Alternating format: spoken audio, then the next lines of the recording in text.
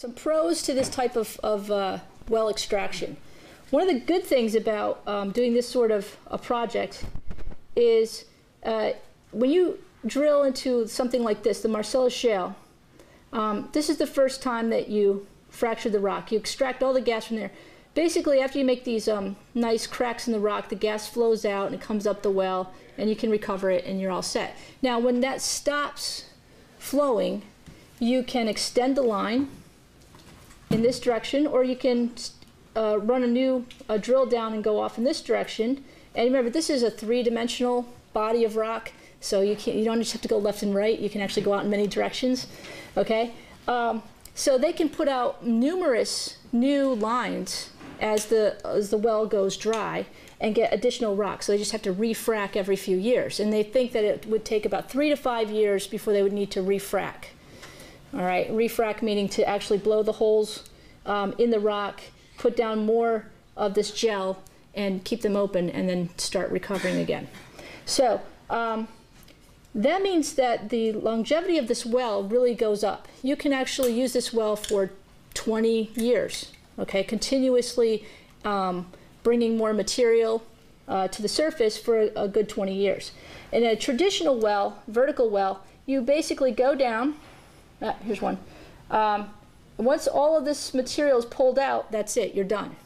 Right? There's nothing left. So you're done. You've taken it. It's gone. And so then you just abandon the well. The other positive, I guess, for fracking is that this single well can produce material from a wide range of areas. So whereas here, every time you want to get, so here's a little shelf of oil here, so you have to put down a hole to, or a well to that, and then a separate well down to this level. And then if you want this material over here, you're gonna have to put another well over here to get that, another well to get that. So you could have 2, 3, 4 derricks set up in a very small space. Okay, so that's a big footprint on the surface. Whereas in fracking, you have one well that can actually hit a large number of areas. Theoretically, the footprint is much smaller. You have one derrick as opposed to multiple derricks in this type of situation. Now, typically, you get more oil out of these than you would necessarily out of here, but they're really not sure yet how much they're actually going to yield out of this shale. All right, they've had some good, promising test wells drilled, but the first well that they put in did not yield nearly as much as they had expected. So now, current potential fracking areas in the U.S. So not just the Marcellus Shale, right? The Marcellus is only one black shale in the country. So you need shales that have fairly high organic amounts. Usually between 2 and 5% is enough to produce natural gas. So these are some of the areas around the country where we have these types of shales and where potentially we could be getting natural gas out through the fracking process. There have been some substantial fracking going on in the Barnett in Texas, and a lot of development has been done there. And then, it's not on here, but Canada has been doing quite a bit as well.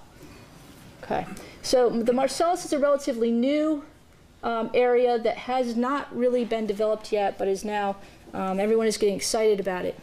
One of the major reasons is that gas prices have gone up, and so it's now economically feasible to go after these with the new technologies where it was just too expensive before. Okay, so here's a nice picture of the Marcellus on the surface. It tends to break down into these little pieces pretty quickly. Now the Marcellus itself, why bother with the Marcellus as opposed to one of these other rock types? Well, first of all, it has a very big range, and you saw that area. Actually, let me go back for a minute. It's a pretty large area. Okay, the Marcellus is all in here. It goes from about West Virginia up into New York, and then there's actually Marcellus up in Canada as well. So its organic content ranges from 1% to 11%, and you only need about 2 to 3% to really start developing natural gas. Now you need some other factors, right? The right heat, everything has to be just right, but the potential for natural gas to be in this rock is much higher than some other shales. The average thickness of the shale is between 40 feet up in Canada to 890 feet in Ohio, West Virginia area. Obviously, the thicker the layer, the better, because when you're trying to drill down to it, trying to hit a 40-foot thick layer of rock is a little bit more difficult than hitting an 890 foot thick rock. So the thicker rock areas are especially promising to drillers. Okay, and typical depth from the surface is 6,000 to 8,000 feet, though you can see the Marcellus on the roadside in New York State. I've been by them many times. They have some nice trilobite fossils too.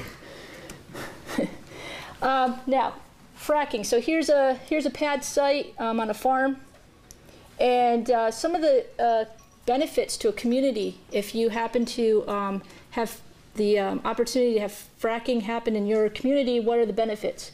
Well, basically, initially it's going to improve your local economy. The people that they're bringing in to do the fracking process are professionals from Texas and Canada right now. So they bring all these people in, and they have to have some place to stay. So the hotels are very full. In some areas, they've actually had to build housing for these folks because there was not enough housing available for them locally. Restaurants are booming because these people have to eat. And there is some local workforce that is hired, but that's relatively limited. They bring in their own people, and so for the most part, there's not a lot of hiring for the drilling itself. Sometimes they'll hire local drillers to do some of the basic drilling, but when they get into more complicated horizontal drilling and so forth, they bring in their own guys for that. But some of the basins that they dig and so forth, those are done by locals. So there are some opportunities for local people to get work. Okay, and then landowners, of course, receive initial payments for exploration along with royalties from extraction. So they usually get paid by how much is extracted from their property. Okay, so when I said initially improves the local economy, unfortunately, once the fracking is done, then the workforce moves on to the next site. Okay, and so once they get that drill in, they do the frack, they get the drill head on there. It does it on its own. You got maybe 1 or 2 people that go out to check on it, make sure it's running smoothly, make sure that you have people out there to take the gas away. But for the most part, after the initial well goes in, that whole group of people moves to the next site, and you lose that economy, that extra business, and so forth. So it could be anywhere from 3 months to a year, depending on how many they're putting in an area. But then you lose that business, and you're back to where you were before.